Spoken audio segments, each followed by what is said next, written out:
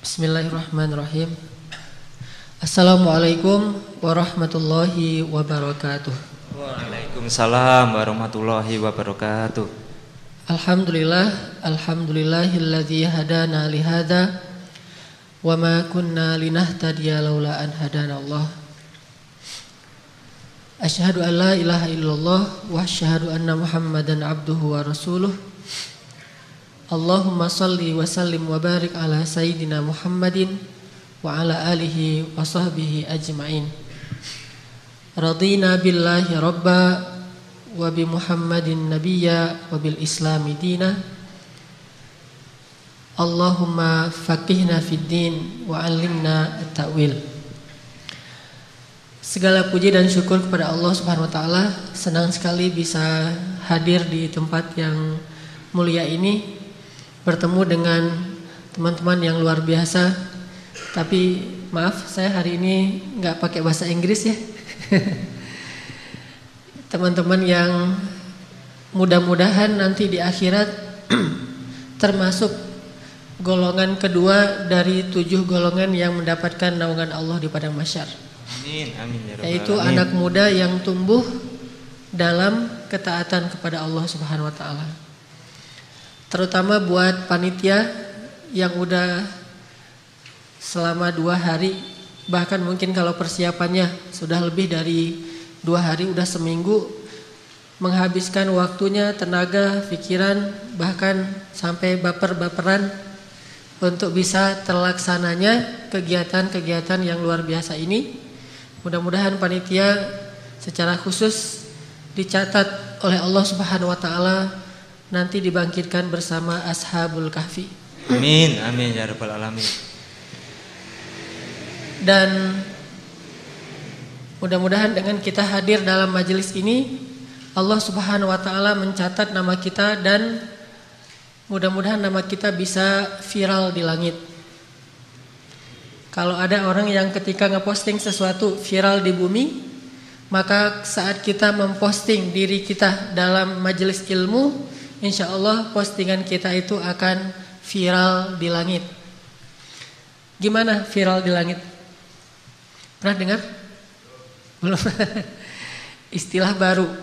Hadisnya sih sebetulnya hadis yang populer, bahwa ketika Allah cinta kepada seorang hamba, maka Allah akan berkata kepada Jibril, "Ya Jibril, aku cinta kepada fulan."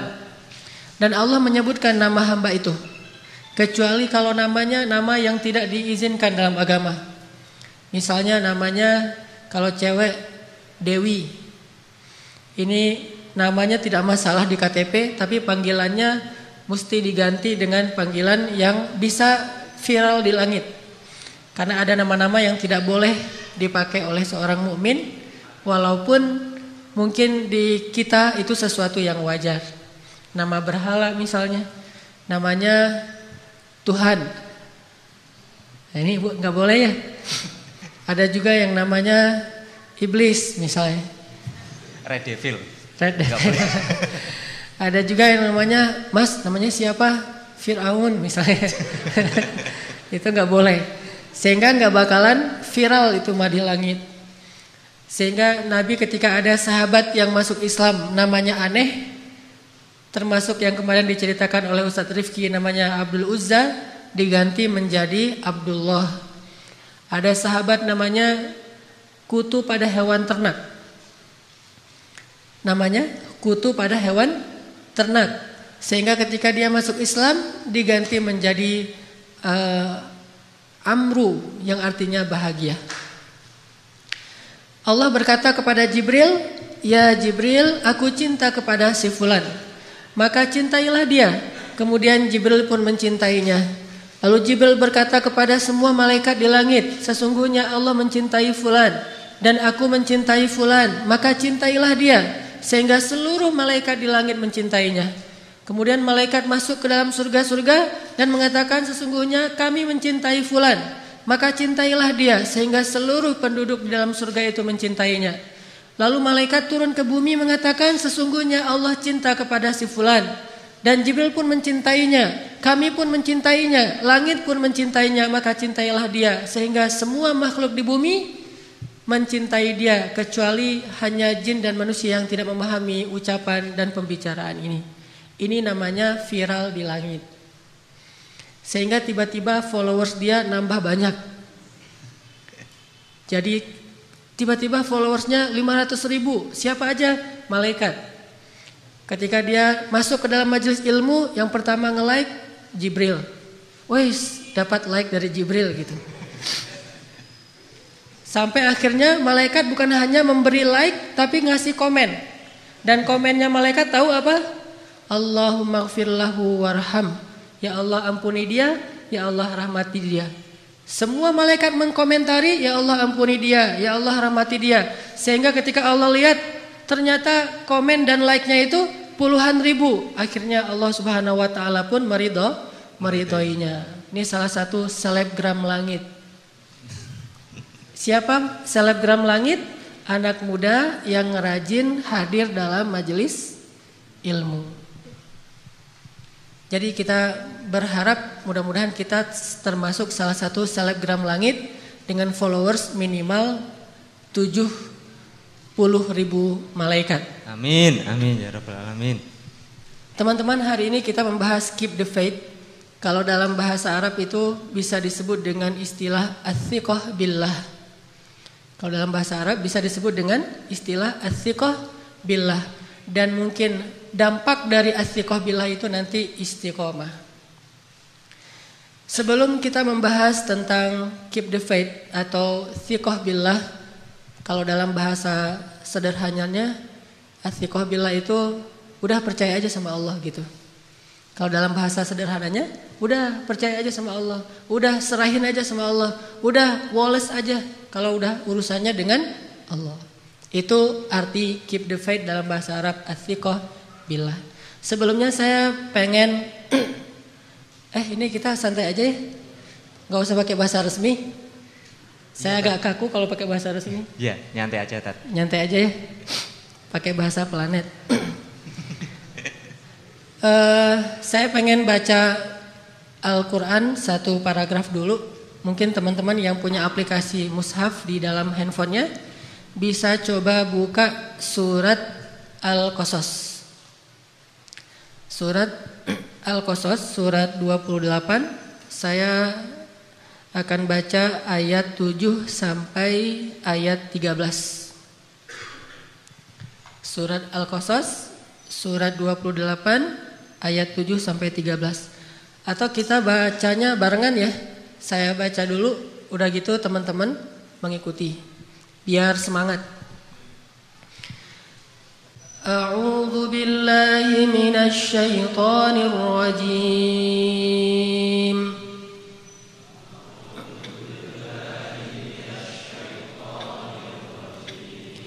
Bismillahirrahmanirrahim.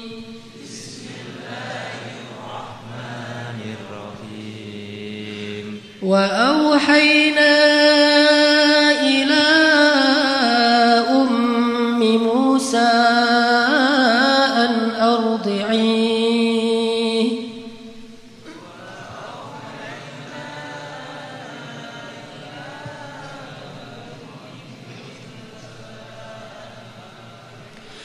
فإذا خفت عليه فألقيه في اليم ولا تخافي ولا تحزني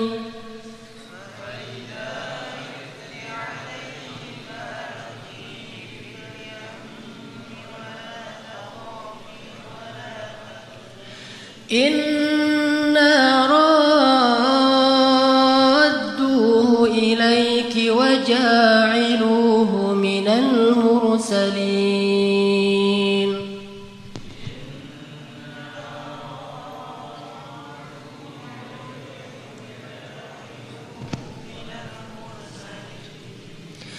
فالتقطه آل فرعون ليكون لهم عدوا وحزنا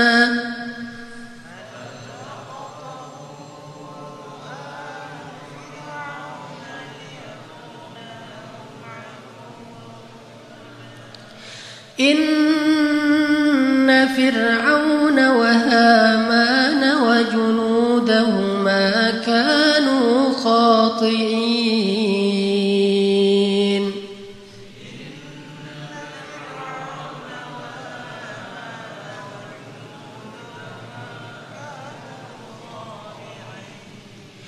وقالت امرأة فرعون قرة عين لي ولك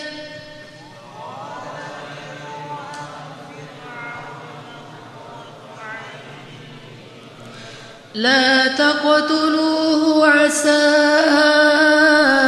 أن ينفعنا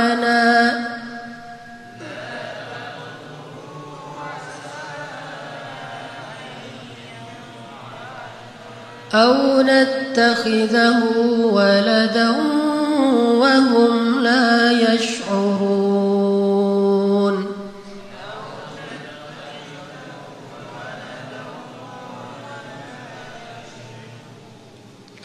وأصبح فؤاد أم موسى فارغا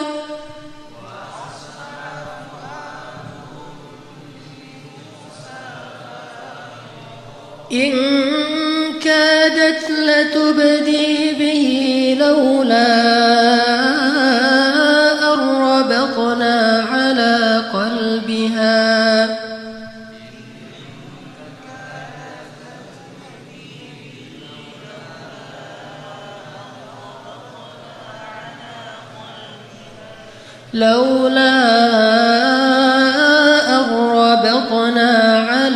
قلبها لتكون من المؤمنين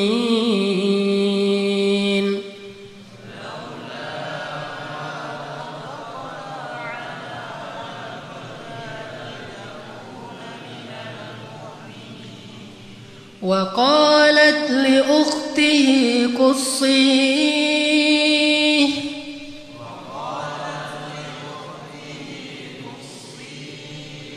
فبصرت به عن جنب وهم لا يشعرون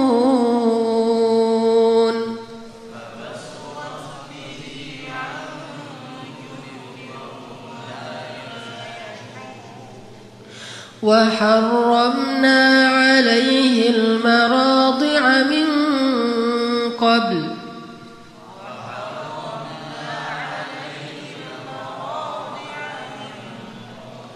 فقالت هل أدلكم على أهل بيت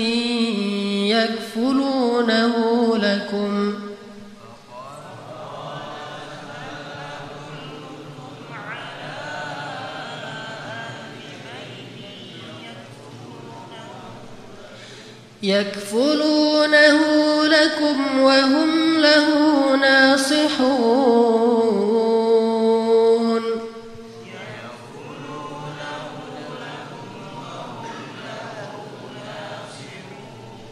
فرددناه إلى أمه كي تقر عينها ولا تحزن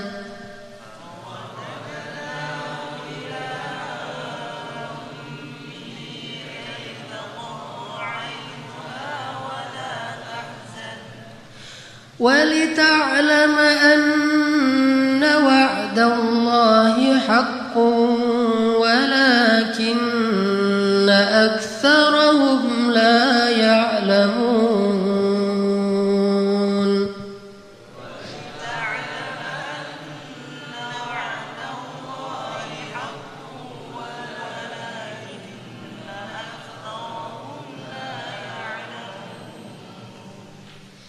Ya, coba kita perhatikan terjemahannya. Dan kami ilhamkan kepada ibu Musa, susuilah dia, dan apabila kamu khawatir terhadap keselamatannya, maka hanyutkanlah dia ke sungai Nil. Dan janganlah kamu khawatir, jangan pula kamu bersedih, karena sesungguhnya kami pasti akan mengembalikannya kepadamu dan menjadikannya termasuk salah satu di antara para utusan. Lalu dipungutlah bayi itu oleh keluarga Fir'aun, yang menjadi akibat dia menjadi musuh dan kesedihan bagi mereka. Sesungguhnya Fir'aun dan Haman beserta bala tentaranya adalah orang-orang yang melakukan kesalahan. Dan berkatalah istri Fir'aun, ia menjadi penyejuk mata hati bagiku dan bagimu. Janganlah engkau membunuhnya. Mudah-mudahan ia bermanfaat bagi kita atau kita angkat menjadi anak. Sedangkan mereka tidak menyadari. Lalu menjadi kosonglah hati ibu Musa. Sesungguhnya hampir saja ia membongkar rahasia tentang Musa, seandainya tidak kami teguhkan hatinya, supaya ia termasuk orang-orang yang yakin kepada janji Allah. Berkatalah ibu Musa kepada saudari Musa, carilah berita tentang dia. Maka terlihatlah olehnya Musa dari kejauhan, sedang mereka tidak menyadari keberadaannya. Lalu kami cegah Musa dari menyusui kepada perempuan-perempuan yang hendak menyusuinya sebelum itu. Maka berkatalah saudari Musa, maukah kalian aku tunjukkan keluarga yang akan memeliharanya untuk kalian, dan mereka akan berlaku baik kepadanya? Maka kami kembalikan Musa kepada ibundanya, supaya menjadi senang hatinya dan tidak lagi berduka cita, dan supaya ia mengetahui bahwa janji Allah itu adalah benar, tetapi kebanyakan manusia tidak memahami. Shadaqallahul azim. Teman-teman yang dirahmati Allah Subhanahu wa taala, kisah ibu Musa ini adalah salah satu contoh tentang orang gak bakalan kecewa kalau bersandar kepada Allah. Itu gak bakalan. Bahkan kita bisa bilang mustahil. Mustahil seseorang itu kecewa gara-gara berpegang, bersandar, menyerahkan dirinya kepada Allah. Itu mustahil. Bukan seperti itu sunnatullah. Karena siapapun yang berserah diri kepada Allah, maka dia telah berpegang kepada tali yang paling kokoh.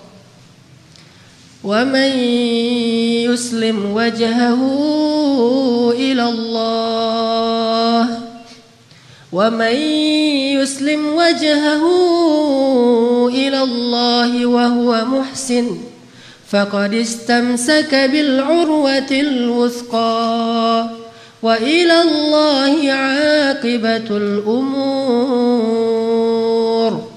Siapa yang menyerahkan dirinya kepada Allah dan dia senantiasa berbuat baik, maka sesungguhnya dia telah berpegang kepada tali yang paling kokoh, dan kepada Allah segala urusan dikembalikan. Jadi enggak ada orang yang kecewa kalau dia berpegang kepada Allah. Masalah apapun, masalah rezeki, masalah jodoh, terutama yang kedua. Kalau kita bergantung kepada Allah dalam urusan jodoh, maka insya Allah kita nggak akan kecewa. Mak comblang yang paling baik itu adalah Allah. Kalau mak comblangnya ustadz, kadang-kadang ngecewain. Ustadz, ini CV saya. Oh ya, kriteria yang kamu cari seperti apa? Saya mah nggak susah-susah ustadz, standar-standar aja. Ya standar yang gimana? Yang tingginya 180, yang kulitnya bening, sampai kalau minum kelihatan airnya ngalir gitu. Transparan, Tat. Transparan. Kemudian yang hidungnya seperti pedang, yang matanya seperti bidadari. Tahu mata bidadari? Belum. Besar dan sayu, tapi nggak belok. Belok apa teh? Sudah pernah lihat, Ustaz? Ada di rumah saya. Oh iya. Nah ini kriterianya.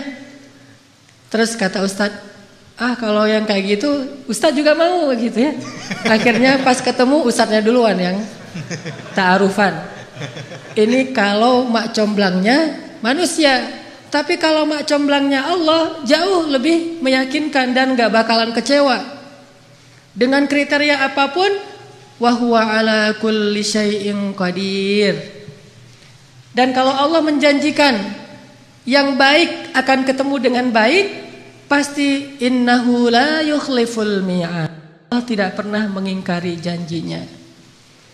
Masalah apapun kita harus mengandalkan Allah. Coba deh selalu ngandelin Allah. Bahasa gampangnya gini, udah tenang aja, ada Allah, itu. Dan kalau kita sudah melibatkan Allah, la yudayya'akallahu idzan, itu pasti Allah nggak bakalan ngecewain kamu. Kalau udah ngandelin Allah, ini gimana nih? Udah tenang aja, ada Allah. Allah tidak akan mengecewakan. Salah satu kalimat udah tenang aja ada Allah adalah la tahzan, innallaha ma'ana. Kalau kita ada teman lagi galau gitu, terus kita bilang, la tahzan, innallaha ma'ana. Apaan tuh? Kan dia bingung. Mending kita terjemahin aja. Gak harus persis kalimat la tahzan, innallaha ma'ana. Karena kalau kita baca hadis ada tambahan lagi tuh. Kata Nabi kepada Abu Bakar, ma dhannuka bisnain, Allahu thalithuhuma. Ya Abu Bakar, kenapa kamu berpikir kita cuma berdua, padahal Allah yang ketiga? Kalau dalam ayat la tahzan, innallaha ma'ana. Kalau bahasa kita, woles bro, woles, tenang aja, ada Allah. Santai bro, karena ada Allah. Itu bahasa Arabnya la tahzan, innallaha ma'ana. Andalin Allah dalam masalah kita. Ada masalah apapun, serahin aja sama Allah. Bismillah, la haula wala quwata illa billah. Bahkan kadang-kadang hanya dengan berzikir la haula wala quwata illa billah, Allah kasih keajaiban yang luar biasa. Karena setelah seseorang bersandar kepada Allah, la yudayya'anallahu idzan, pasti Allah enggak akan ngecewain. Coba teman-teman bayangin, Nabi itu udah ikhtiar habis-habisan. Ketika beliau mau hijrah ke Madinah, beliau tidak langsung menuju ke arah Madinah, tetapi malah menuju ke arah yang berlawanan dengan kota Madinah untuk menghindari pengejaran dari orang-orang kafir Quraisy. Yang kemudian beliau menginap beberapa malam di dalam Gua Thur. Sebetulnya kalau mau disebut lebih pantas bukan gua, tetapi lubang, karena kecil sekali. Dan kemudian beliau meminta tolong kepada keluarga Abu Bakar untuk membawakan makanan setiap hari, yang waktu itu dibawa oleh Asma bintu Abi Bakar yang sedang hamil 7 bulan.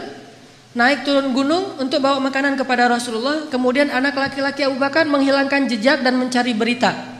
Ikhtiar yang udah maksimal. Tapi qadarullah, ketahuan juga. Ada pembaca jejak yang tahu ternyata Muhammad bukan menuju ke arah kota Madinah, tetapi berlawanan.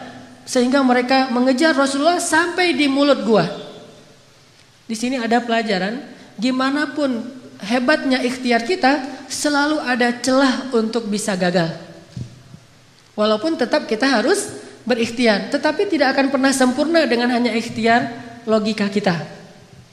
Akhirnya musuh berada tepat di mulut gua, yang kemudian kalau ada sebuah riwayat hadis, walaupun sebagian ulama mengatakan ini riwayat yang kurang kuat, bahwa ada laba-laba membuat sarang di mulut gua, sehingga orang-orang berpikir gak mungkin manusia masuk tanpa merusak sarang laba-laba. Ada lagi hadis yang mengatakan ada merpati yang membuat sarangnya juga di mulut gua, gak mungkin orang masuk tanpa merusak sarang merpati, dan seterusnya. Tetapi di atas semua itu, Allah Subhanahu wa ta'ala lah yang menjadikan pandangan mereka tidak mengarah kepada Rasulullah sallallahu alaihi wasallam dan Abu Bakar. Ketika mereka berada tepat di mulut gua, kalau mereka mau ngelihat ke bawah sedikit saja melongo, itu sudah kelihatan Rasulullah dengan Abu Bakar. Tetapi Allah palingkan wajah mereka. Mereka melihat ke seluruh penjuru kecuali ke bawah kaki mereka. Sampai Abu Bakar udah khawatir sekali. Kalau bahasa kita mungkin udah galau berat nih. Kemudian Abu Bakar mengatakan, ya Rasulullah, kalau mereka ngelihat ke bawah nih pasti kita ketahuan. Abu Bakar tidak takut kepada mereka. Abu Bakar khawatir terhadap keselamatan kekasih beliau, yaitu Rasulullah. Bukan Abu Bakar yang penakut. Apalagi Rasulullah. Hanya khawatir terhadap Rasulullah. Jangan-jangan kan kalau ketahuan Rasulullah akan disakiti. Dan Abu Bakar gak rela banget Rasulullah ada yang menyakitinya. Sehingga Abu Bakar galau berat, khawatir sekali. Dan dengan tenang Nabi mengatakan, ma dhannuka bitsnaini ya Abu Bakar. Kenapa kamu pikir kita hanya berdua? Allahu thalithuhuma, la tahzan, innallaha ma'ana. Dengan kalimat itu akhirnya musuh tidak melihat ke arah mereka dan Allah berikan keselamatan bagi mereka. Ini kalau kita bersandar kepada Allah. Setelah selesai Rasulullah dan Abu Bakar menginap beberapa malam di Gua Thur, lalu melanjutkan perjalanan ke kota Madinah, ternyata pengejaran terhadap Rasulullah itu belum selesai. Belum berhenti. Muncullah seorang pembaca jejak baru namanya Suraqah bin Malik. Masih kafir dan dia mengejar hadiah 100 ekor onta dari Abu Jahal kalau dia dapat membawa pulang Muhammad hidup atau mati. 100 ekor onta. Teman-teman tahu harga 1 ekor onta? 1 ekor onta itu kalau onta yang dipakai berdagang, bukan onta yang dipakai nyembelih. Kalau yang dipakai nyembelih paling 40 juta, 50 juta. Kalau yang dipakai untuk perjalanan berdagang, 1 ekornya itu 300 juta. 1 ekor ontanya 300 juta. Jadi puluhan miliar. Sehingga orang Arab di Saudi, di Irak, di Emirat dengan menjual 2 ekor onta atau 3 ekor onta, mereka bisa beli Alphard. Jadi biasa bagi mereka. Jual 10 ekor onta, beli Ferrari. Kalau kita nabung sampai meninggal akhirnya jadi warisan, ditabung lagi nggak dapat. Jual kambing, jual sapi, jual segala macam. Karena onta itu harganya mahal, apalagi onta merah bisa sampai 700 juta. Kalau yang di Dubai itu sering diperlombakan, itu onta-onta yang berkualitas, itu 1 ekornya bisa di atas 1 miliar. Kuda aja bisa sampai 3 miliar ya. Makanya Abu Jahal menawarkan, siapa yang bisa membawa pulang Muhammad hidup atau mati, saya kasih 100 ekor unta yang terbaik. Akhirnya Suraqah bin Malik semangat mencari Rasulullah SAW. Dia baca jejak di setiap penjuru padang pasir.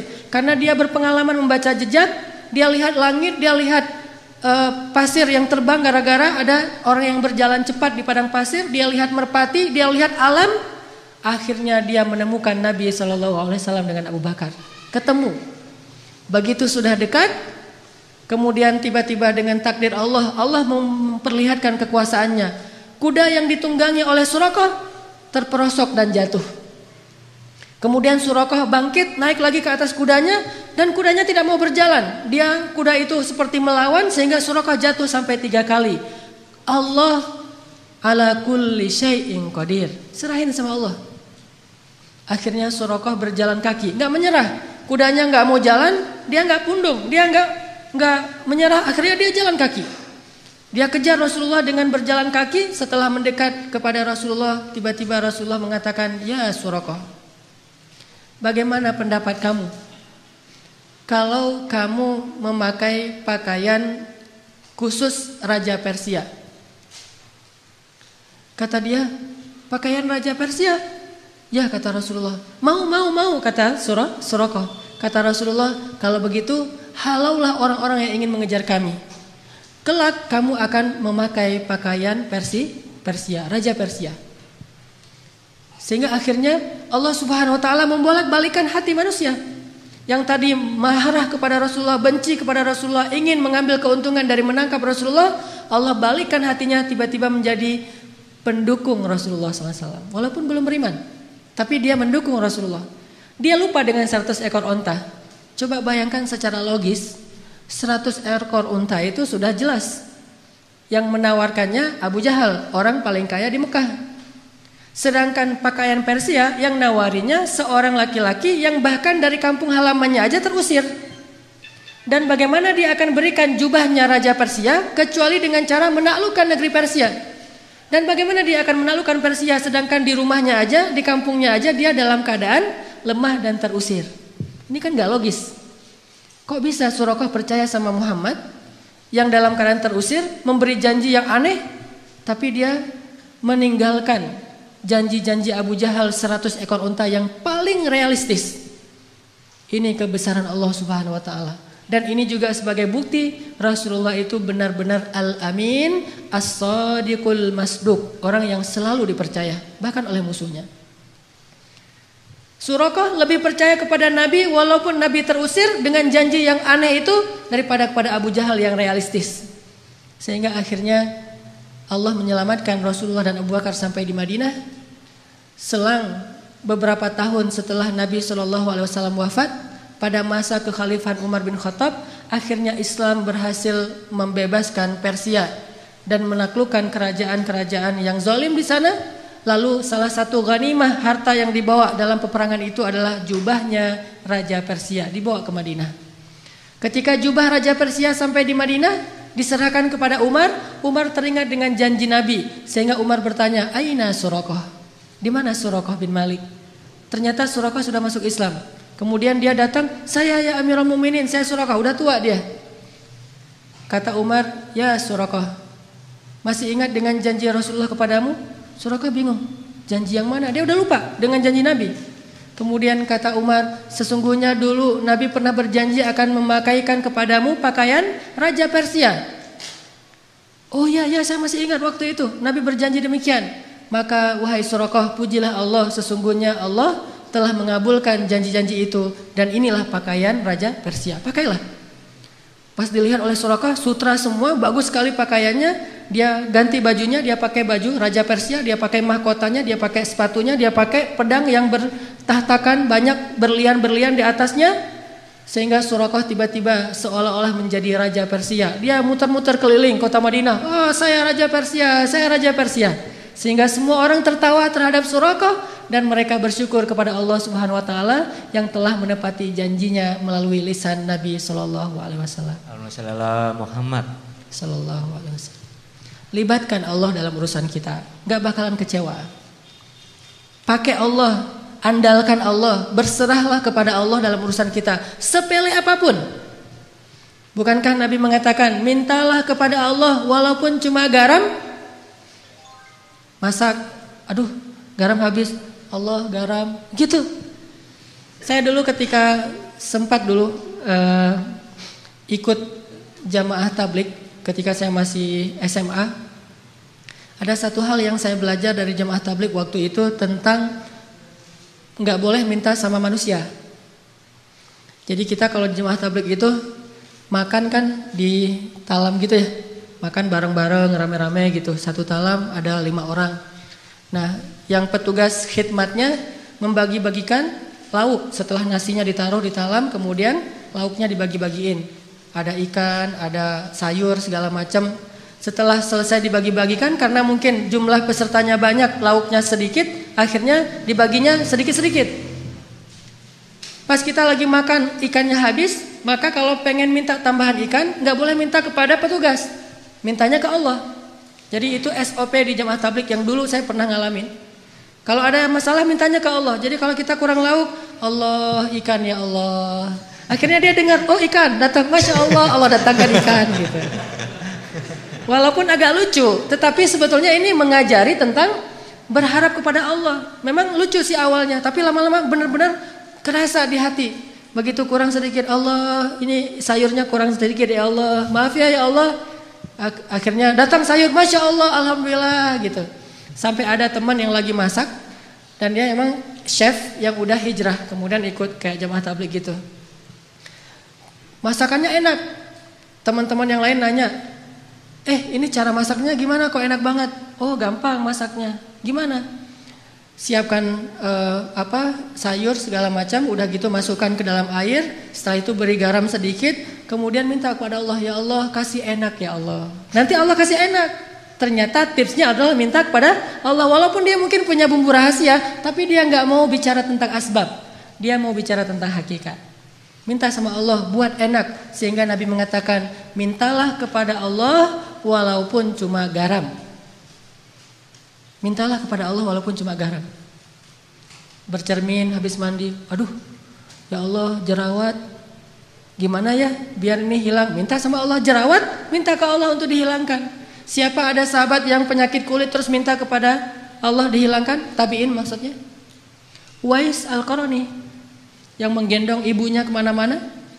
Dia punya penyakit kulit di seluruh tubuhnya. Terus dia berdoa, ya Allah hilangkan penyakit kulit saya, sembuhkan saya, kecuali sebagian kecil saja di bagian pusar. Jadi ada syarat buat dia dalam berdoa, hilangkan semuanya kecuali sebagian di perut. Kenapa? Supaya kalau saya lihat bekas sakit di perut ini, saya teringat dengan nikmat bahwa Engkaulah yang menyembuhkan. Tiba-tiba sembuh semuanya kecuali di bagian perut. Sehingga Nabi berkata, sesungguhnya sebaik-baik tabi'in adalah Uwais Al-Qarni. Padahal Nabi nggak pernah ketemu Uwais, tapi tahu namanya dan memberi berita tentang dia. Ini mungkin satu-satunya tabi'in yang disebut namanya oleh Nabi. Nggak ketemu tapi kenal. Mukjizat. Sebaik khairut tabi'in Uwais Al-Qarni. Sebaik-baik tabi'in Uwais Al-Qarni. Kalau kalian sempat temuilah dia, ciri-cirinya dia punya bekas penyakit kulit di perutnya. Dia orang yang tidak dikenal di negerinya. Dan mintalah doa dari dia, sesungguhnya doa Uwais tidak ditolak oleh Allah Subhanahu wa taala. Jadi masalah sepele apapun minta sama Allah. Makanya dalam Islam kita mengenal doa sehari-hari. Mau keluar, bismillahi tawakkaltu 'alallah, la haula wala quwata illa billah. Tambah dengan doa syafaat. Mau makan, bismikallahumma amutu wa ahya. Ya, salah. Jadi tidur gitu. Mau tidur ada doanya. Bahkan kalau Nabi baca doa tidur aja panjang banget tuh. Allahumma alja'tu dhahri ilaik wa fawattu amri ilaik dan seterusnya dan seterusnya. Amantu bi kitabikal ladzi anzalt wa bi rasulikal ladzi arsal bismikallahumma amutu wa ahya. Mungkin kalau kita nggak hafal ya udah bismillahirrahmanirrahim aja gitu. Standar lah ya. Kemana-mana bismillahirrahmanirrahim. La haula wala quwata illa billah. Pokoknya ada masalah apapun libatin Allah. Kalau bahasa sosial media, jangan lupa nge-tag Allah. Jangan lupa nge-mention Allah.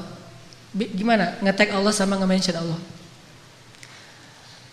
Teman-teman pernah nggak diundang makan sama atau diajak makan sama temennya, ditraktirin makan, udah gitu foto-foto karena ternyata tempat makannya itu cozy, instable, layak untuk di selfie-in gitu. Wah ini tempat makannya cozy banget nih, selfie yuk, selfie gitu ya. Udah selesai selfie, udah gitu kita posting. Selfie-nya sama siapa? Bareng dengan teman yang nraktirin kita. Setelah selesai selfie kita posting. Etis nggak kalau kita posting, tapi kita nggak nge-tag orang yang mentraktir kita? Nggak etis ya? Pasti kita di captionnya tuh nulis, alhamdulillah hari ini makan enak di tempat yang cozy banget. Makasih ya buat siapa gitu kan? Yang udah nraktirin saya kan gitu nge-tagnya. Begitu juga ketika kita menikmati rezeki dari Allah, agak kurang etis kita makan enak tapi Allah nggak di-tag gitu. Cara nge-tag Allah, bismillahirrahmanirrahim. Allahumma barik lana fima razaqtana. Alhamdulillahilladzi at'amana hadza wa razaqnahu min ghairi haulin minna wala quwwah. Kita nge-tag Allah, ini nikmat dari Allah, ini nikmat dari Allah. Itu baru etis. Kita ngeposting banyak nikmat tapi Allahnya nggak di-tag. Ke manusia aja nggak enak, apalagi kepada Allah. Kalau nge-mention Allah, ada sesuatu yang indah, masya Allah, subhanallah, Allahu Akbar dan segala macam. Jadi setiap kali ngelihat sesuatu yang keren, kita mention. Kayak kita lagi ngelihat sesuatu yang viral di sosial media, akhirnya karena ini bagus banget videonya, inspiring, lucu, kece gitu, akhirnya kita mention ke teman kita, lihat yang ini, di mention @fulan, gitu kan ya.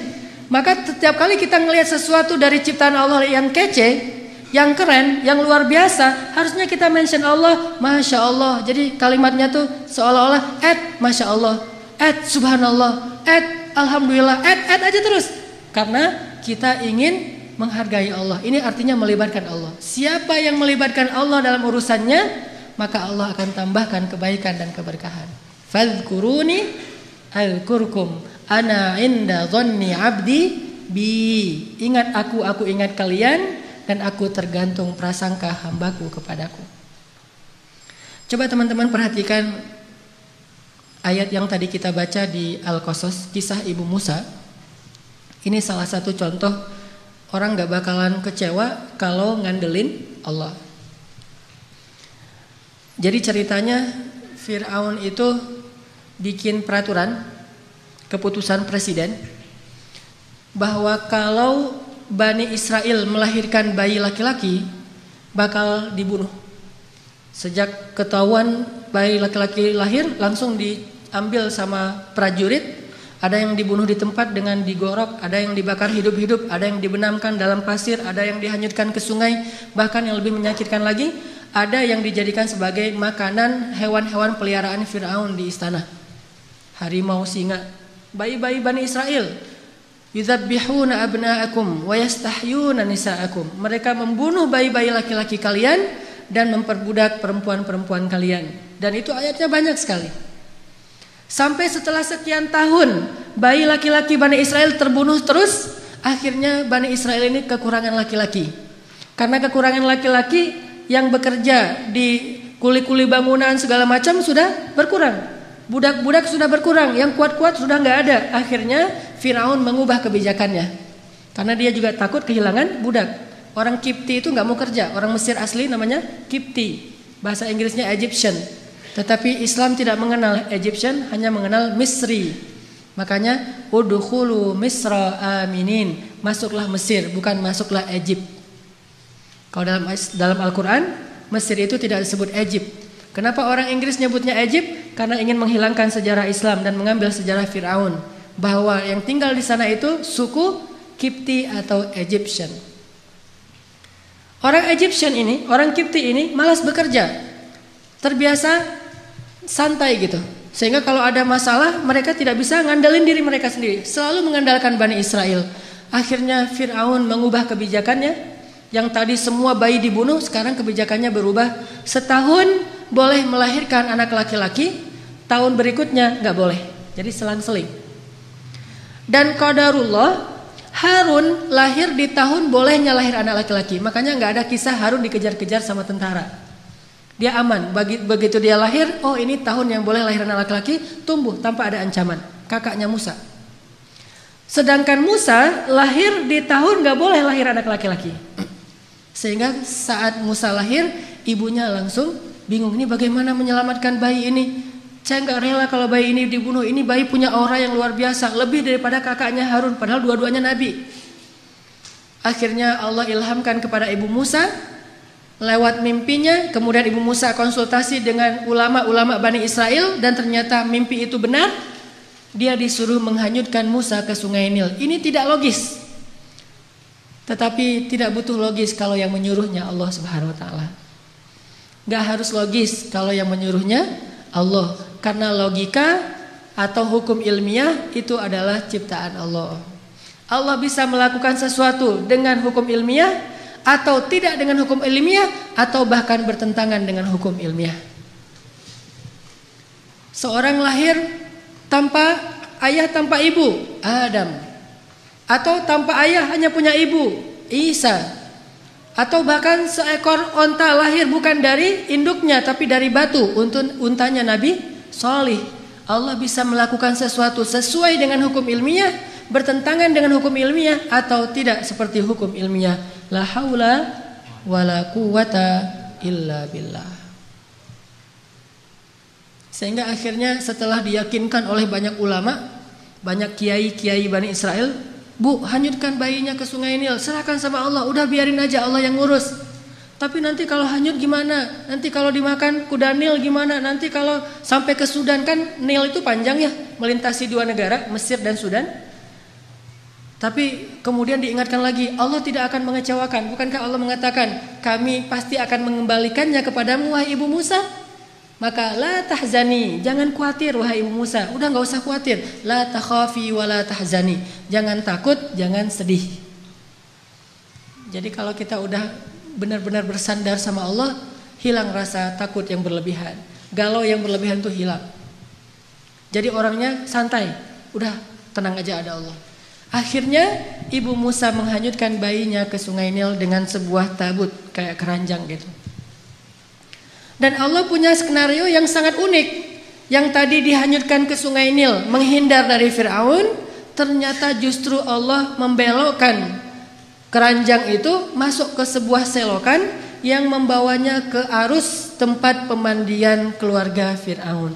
Jadi dihindarkan dari Firaun, malah didatangkan kepada Firaun. Ini unik skenario Allah. Makanya gak harus logis untuk taat. Taat aja, ntar Allah memberikan kita pemahaman. Logika manusia butuh waktu untuk memahami maksud Allah. Al-Quran aja dibuktikan secara ilmiah kadang-kadang setelah 1000 tahun.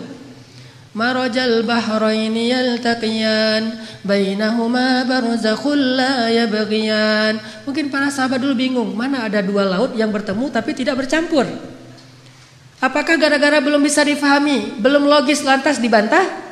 Logika kita itu loadingnya lambat. Butuh waktu 1000 tahun hanya untuk membuktikan kebenaran satu ayat.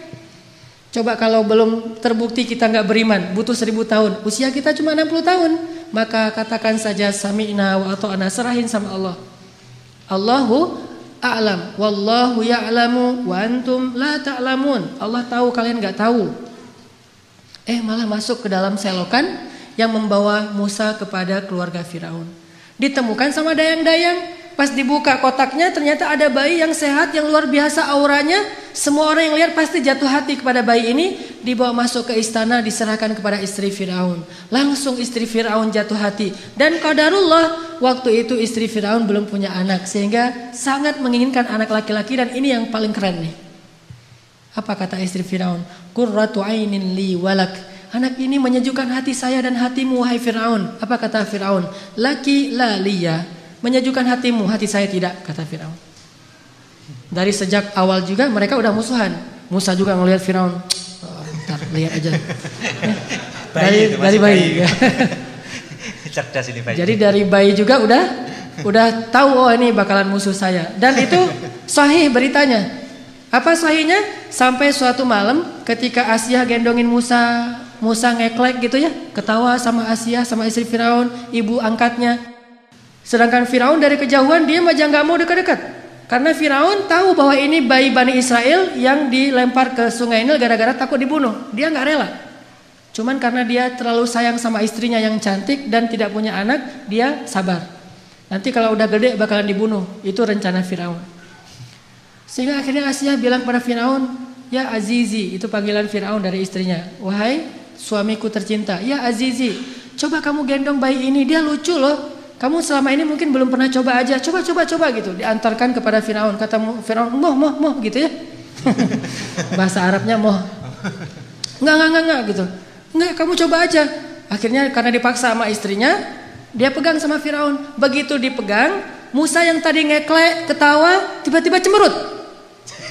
Tadi ini orang wajah Firaun gitu kan, musuh saya. Langsung berubah wajahnya Musa, sehingga Firaun nanya kepada Asyah, ya Asyah ini kenapa dia tiba-tiba kok cemberut sama saya?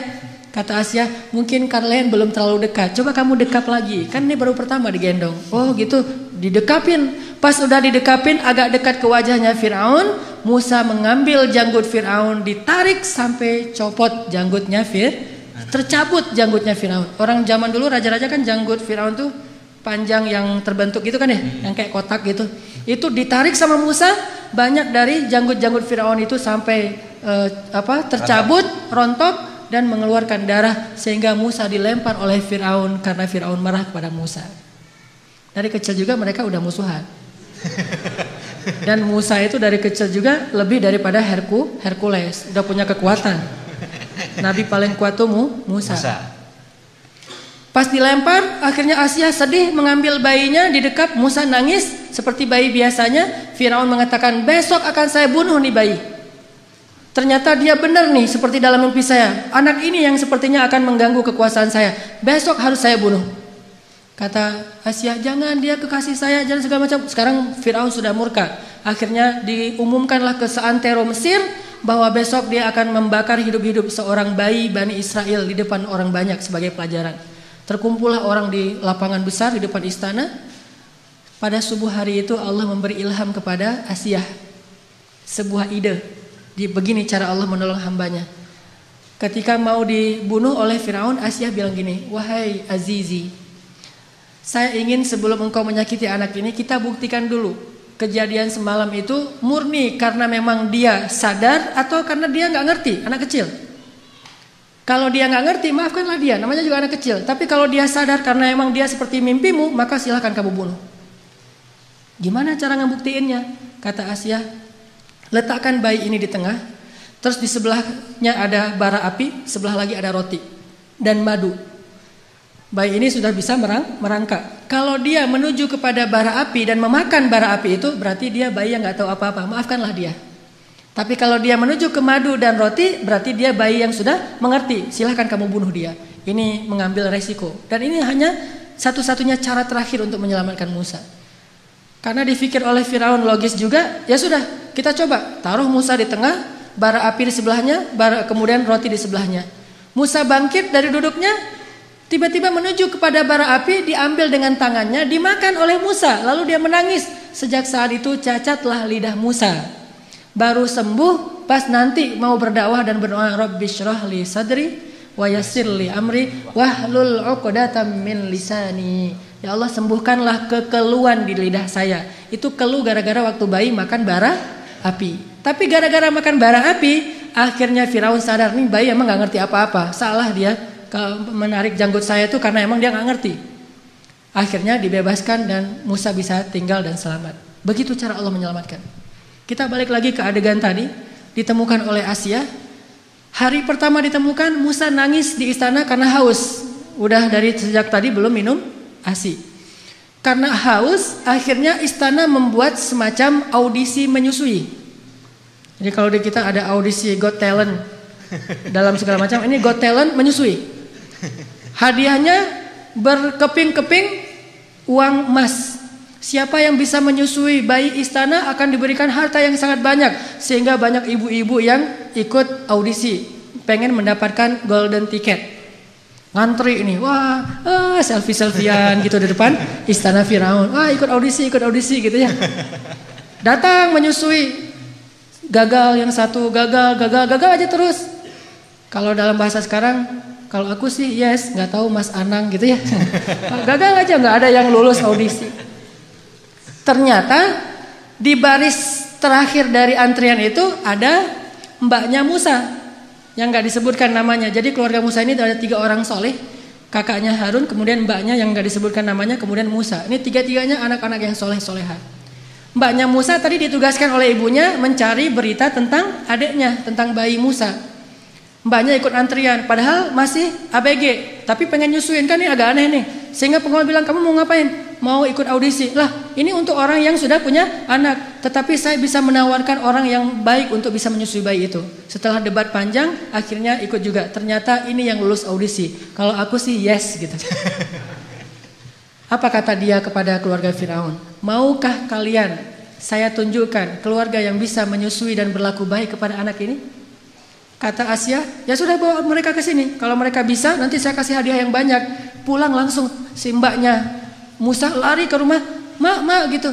Apa itu adek lagi nangis minta susu. Terus kenapa? Nggak ada yang bisa menyusui dia. Mungkin mak yang bisa menyusui dia. Akhirnya ibunya datang. Begitu didekap oleh ibunya, namanya juga ibu sendiri. Langsung saya sih yes. Akhirnya ibunya lulus audisi. Ngelihat Musa diam di tangan ibunya, akhirnya Asia pun jatuh hati kepada keluarga itu dan mengatakan, hadiah untuk kalian adalah emas dengan sangat banyak, berkilo-kilogram emas. Bukan hanya itu, mulai sekarang tinggallah di istana. Sehingga akhirnya ibunya Musa tinggal di istana, ayahnya Musa tinggal di istana, mbaknya Musa tinggal di istana, kemudian masnya Musa tinggal di istana, Musa juga semuanya tinggal di istana, dirawat dan dibiayai oleh negara, oleh istana, oleh kerajaan, dan mereka mendapatkan gaji yang sangat besar. Siapa yang ikut cara Allah pasti beruntung. Bayangin kalau dulu ibu Musa gak percaya dengan perintah Allah, masa sih dihanyutin ke sungai Nil segala macam? Mungkin selamanya mereka jadi buronan, pindah-pindah dari satu negeri karena takut dikejar oleh tentara Firaun, dan selamanya miskin. Tapi karena dia ikut cara Allah, wa may yattaqillaha yaj'al lahu makhraja wa yarzuqhu min haitsu la yahtasib. Wa may yattaqillaha yaj'al lahu min amrihi yusra. Siapa yang bertakwa atau taat kepada Allah, Allah kasih jalan keluar. Siapa yang taat kepada Allah, Allah kasih rezeki yang tidak terduga-duga. Siapa yang taat kepada Allah, Allah mudahkan setiap urusannya. Keep the faith, as-siqah billah, percaya deh sama Allah. Nggak ada modal Ustadz, pengen nikah, ada Allah. Sehingga pas datang ngelamar, ada apa dek? Ini Pak, saya mau melamar putri Bapak. Memang adik punya modal apa? Allah. Wah, itu berat tuh. Nolaknya juga berat. Waduh, ini pakai bau-bau Allah lagi gitu kan ya? Ya sih Allah, cuman yang kelihatan apa kan? Allah nggak kelihatan gitu ya. Ya walaupun nggak kelihatan, Allah lebih pasti Pak. Wa huwa ala kulli syai'in qadir. Bapak hafal surat Al-Muluk, jadi ceramah gitu. Jadi oh ternyata ada ini ustadz ya. Ya udah deh kalau ustadz gitu. Hafal Al-Quran, hafal surat apa? Al-Fatihah, Al-Ikhlas gitu. Oh ya udah itu aja maharnya. Lulus kan? Gara-gara mengandalkan Allah. Kalau perlu hafal beberapa ayat jitu masalah itu. Kalau mereka fuqara asa ayyughniyahumullah. Pak, Allah berfirman. Langsung datang-datang Allah berfirman. Belum ngutarain ini. Assalamualaikum, waalaikumsalam. Monggo, silakan duduk. Ada apa? Apa yang bisa saya bantu? Ini Pak, saya hanya ingin sharing ayat. Awalnya langsung pakai ayat. Allah berfirman, kalau mereka fakir, Allah yang akan memberikan mereka kecukupan. Oh iya benar, saya tahu ayat itu. Terus Rasulullah bersabda, kalau datang seorang laki-laki yang baik akhlaknya melamar putri kalian, jangan ditolak. Wah, udah pakai Allah, pakai Rasul, susah ini. Pengalaman. Kalau ngandelin Allah itu selalu berhasil. Makanya saya tuh pernah dulu awal-awal saya belajar mobil, dulu saya suka ngebut-ngebut di jalan. Jadi bawa mobil dengan gaya motor. Kalau gaya motor kan selap-selip tuh. Bawa mobil kan nggak bisa gitu. Tapi karena saya emang senengnya ngebut, nggak sabaran. Di jalan saya ngebut, tiba-tiba di gang di Bandung tuh ada tentara naik motor keluar dari gang, saya tabrak sampai dia terjungkir jauh beberapa meter dan motornya itu ringsek. Alhamdulillah orangnya luka. Nggak meninggal maksudnya, luka. Lalu dia pakai baju dinas kan? Alhamdulillah saya juga pakai baju dinas ustadz. Pakai jubah, pakai sorban saya mah dulu. Setelah saya konsen dakwah di anak muda, di anak geng motor, baru saya mencocokkan penampilan saya dengan dunia anak muda. Dulu jubahan, sorbanan, baju dinas.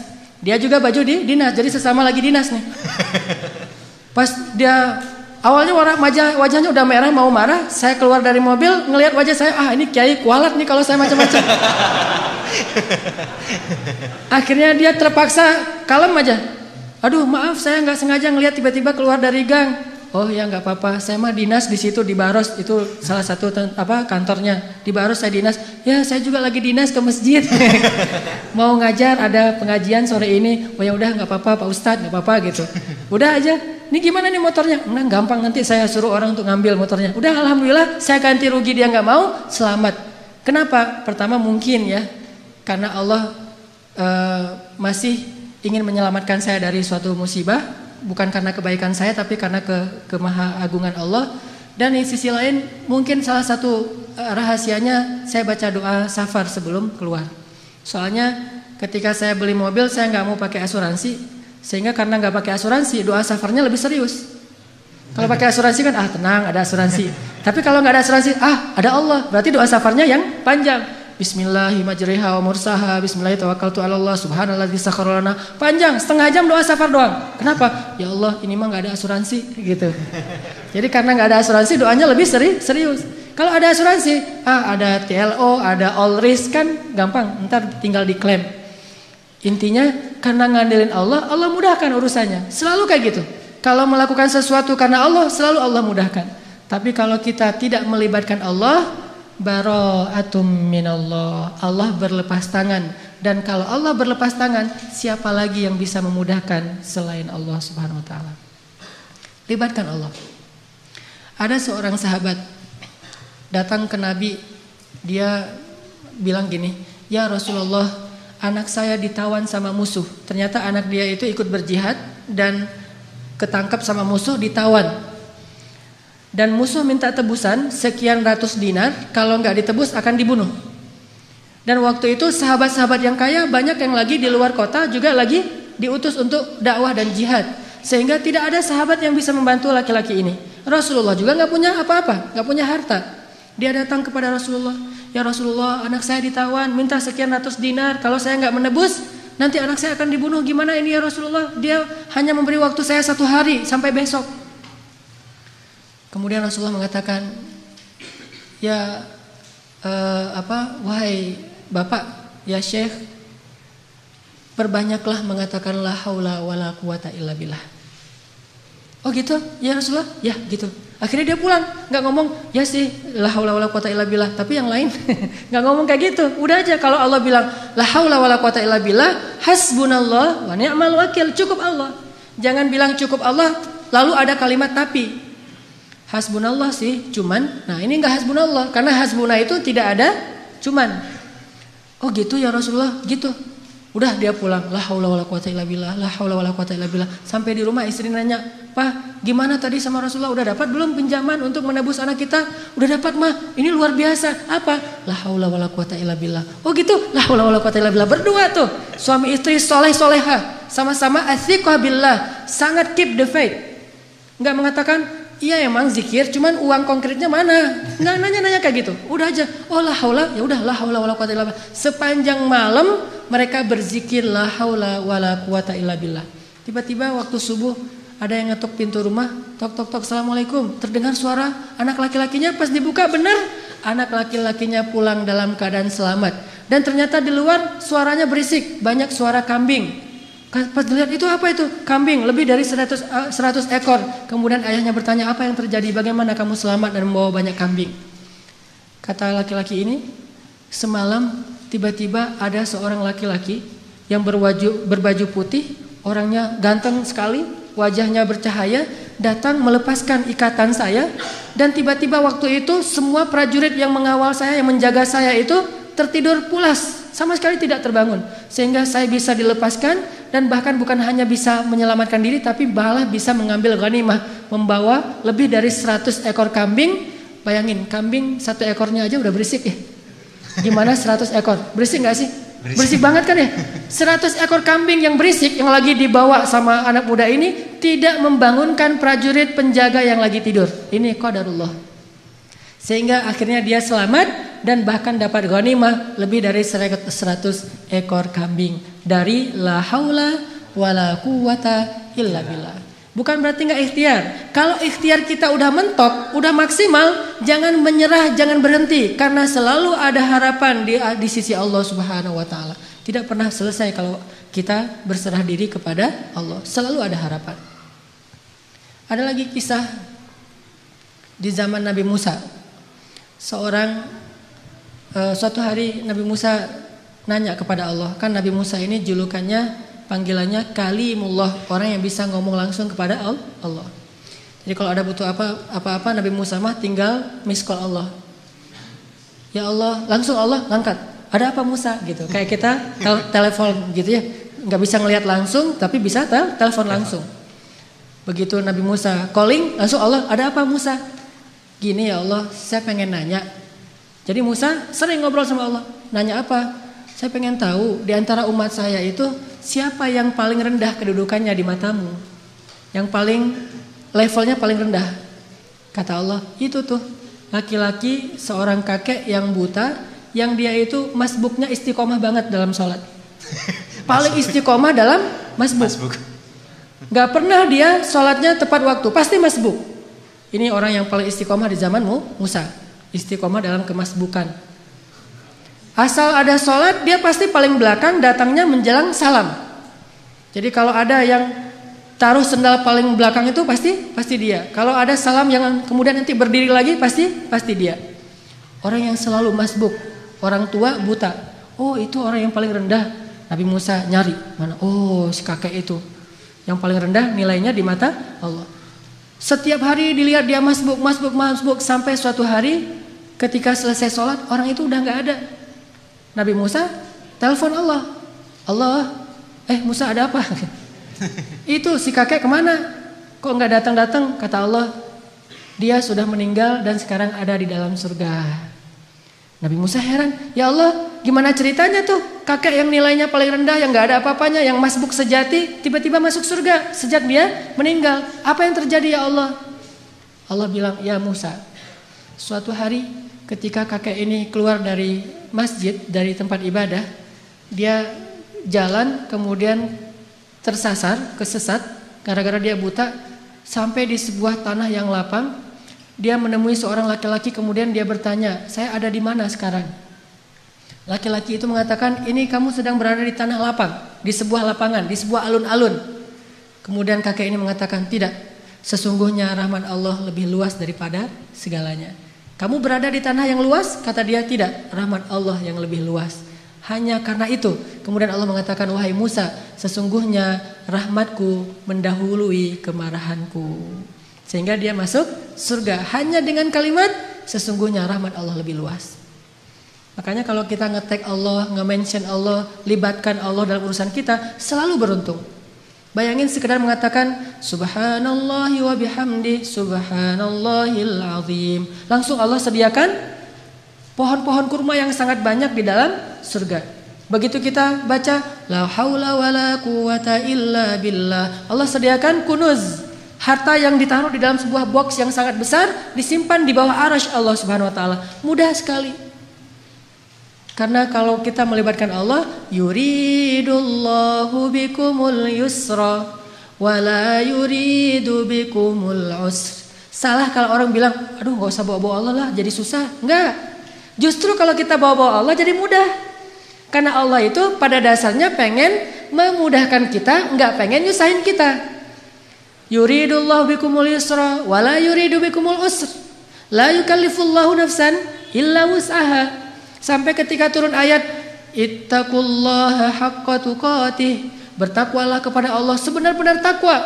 Para sahabat kemudian ngeluh, ya Rasulullah kami gak sanggup kalau sebenar-benar takwa. Terus gimana?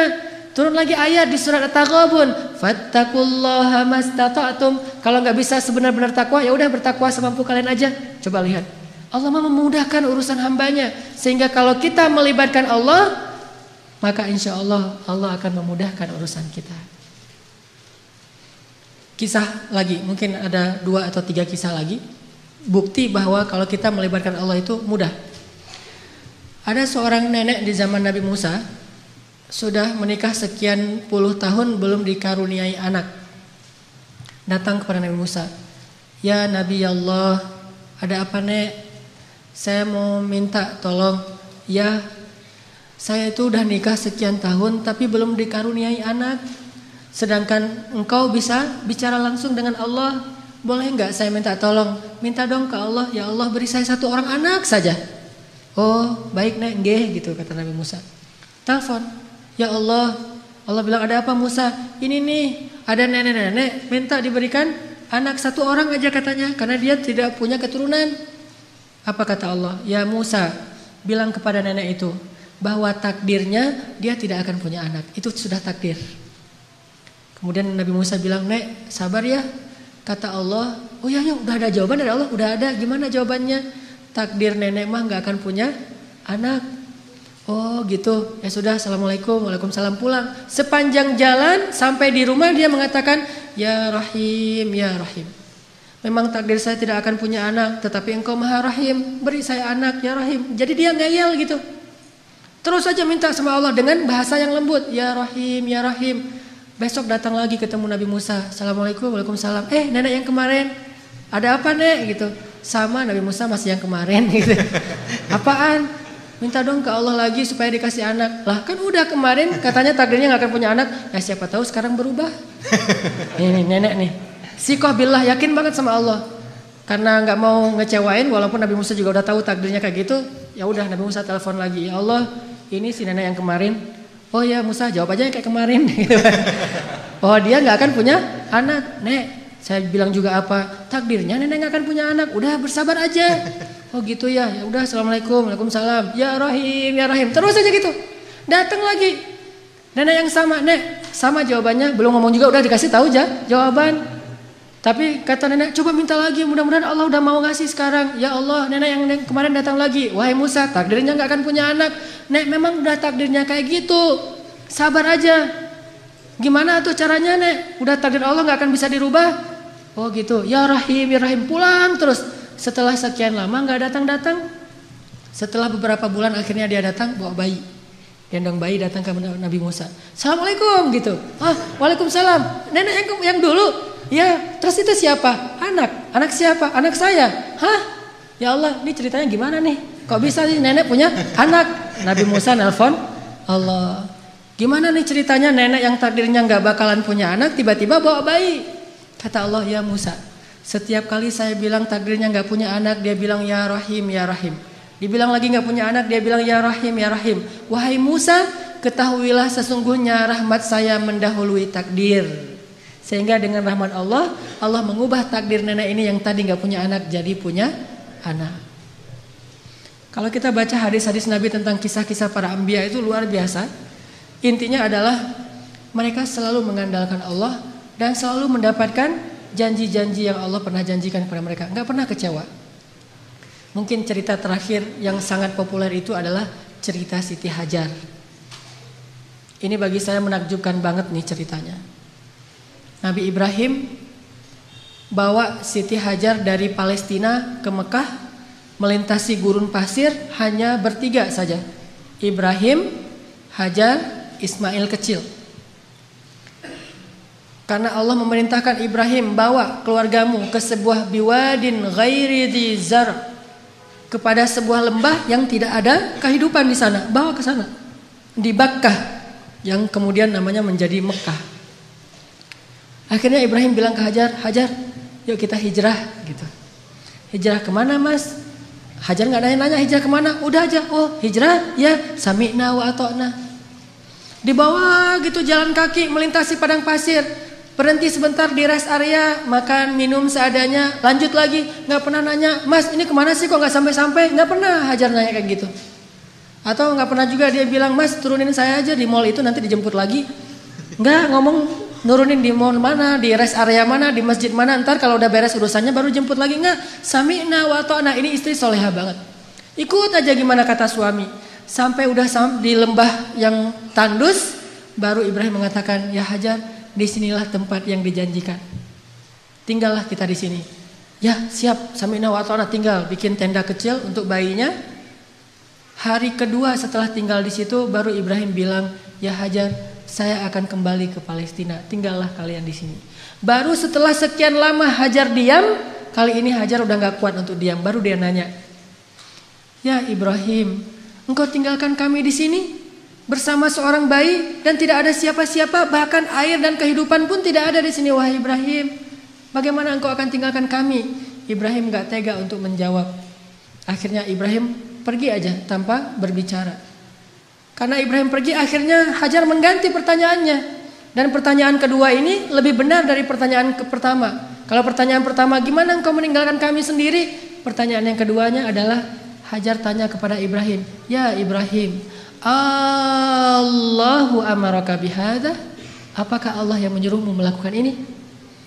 Ibrahim mengangguk, ya ini perintah Allah. Apa kata-kata Hajar? La yudayyi'anallahu idzan. Kalau begitu pergilah wahai suamiku, Allah tidak akan mengecewakan kami. Ini namanya keep the faith. Kalau udah libatin Allah, berubah semuanya. Kalau tadi khawatir, galau, sedih, takut, tapi begitu nanya Allahu amaraka bihadza, yang menyuruh kamu melakukan ini wahai Ibrahim? Ya kata Ibrahim, la yudayyi'anallahu idzan. Kalau gitu pergilah wahai suamiku, Allah tidak akan mengecewakan kami. Jadi kalau ada suami pergi tiba-tiba, kemana mas? Itu pertanyaannya salah, nggak usah dijawab. Tapi kalau nanyanya, mas ini Allah yang nyuruh, ya oh pergi aja. Nggak apa-apa juga sebulan, setahun, Allah tidak akan mengecewakan kami. Kemana ternyata? Ikut taklim, ikut mungkin ada itikaf di mana. Kalau Allah yang nyuruh maka istri akan tenang. Tapi kalau bukan Allah yang nyuruh, ini kenapa mas kok pergi, Allah yang nyuruh, bukan tuntutan sosial media. Ada yang lagi harus saya selesaikan, ada yang jadi selebgram, saya pengen deketin. Nah, ini baru namanya perlu khawatir. Tapi kalau Allah yang nyuruh, insya Allah aman. Pergilah wahai Ibrahim, Allah gak akan ngecewain kami. Ibrahim pergi, kemudian kita tahu adegannya, ternyata kehabisan air, Ismail nangis-nangis, Hajar lari antara Safa dan Marwah. Allah gak mengecewakan mereka dan memberikan air yang tidak pernah berhenti mengalir sampai hari ini. Dan itu air mukjizat banget loh. Gimana mukjizat? Kalau lagi banyak jamaah haji atau umroh di Mekah, air itu tidak akan kekurangan. Setiap hari orang minum air Zam-Zam. Kalau saya lagi umroh tuh selain minum, bahkan setiap hari dibawa dalam botol aqua. Kita kalau pergi ke masjid itu bawa botol aqua kan ya. Terus ngisi air Zam-Zam. Di dalam hotel kita gak pernah minum air aqua dari hotel, selalu minum Zam-Zam yang dibawa dari masjid. Bayangin, dalam sehari 5 kali orang membawa air zam-zam setiap waktu sholat. Dan jumlah jamaahnya itu bisa sampai 3 juta kalau musim haji. Lalu ketika mereka pulang, mereka membawa minimal 5 liter air zam-zam di seluruh dunia. Sebanyak 3 juta orang. Air zam-zam tidak mengering. Keluar sebanyak-banyak yang dibutuhkan. Tapi begitu haji selesai, umrah belum dibuka, Mekah sepi. Tidak ada yang umrah kecuali orang lokal saja. Paling-paling ratusan orang, tidak sampai 1000 orang. Tapi walaupun yang datangnya sedikit, yang minumnya sedikit, air zam-zam tidak membanjiri kota Mekah. Ini namanya berkah. Kalau butuh banyak keluar banyak, kalau butuh sedikit keluar sedikit. Bukan pas butuh banyak airnya putus. Atau pas butuh sedikit airnya jadi banjir, soalnya biasanya keluarnya banyak. Enggak kayak gitu zam-zam, sangat berkah. Dan itu gara-gara kata Hajar, la yudayyi'anallahu idzan. Allah enggak bakalan ngecewain kami. Maka teman-teman, ayo kita belajar melibatkan Allah dalam urusan kita. Ada masalah dikit, oh serahin sama Allah sambil berikhtiar. Tapi jangan bergantung kepada ikhtiar. Ikhtiar hanya sebuah kewajiban kita yang diperintahkan Allah. Tetapi hati kita tidak boleh bergantung kepada ikhtiar. Hati kita bergantung di langit kepada Allah Subhanahu wa ta'ala. Andalkan Allah, maka kita tidak akan kecewa insya Allah. Itu yang bisa saya sampaikan dalam tema Keep the Faith. Mudah-mudahan bisa dipraktekkan dalam kehidupan sehari.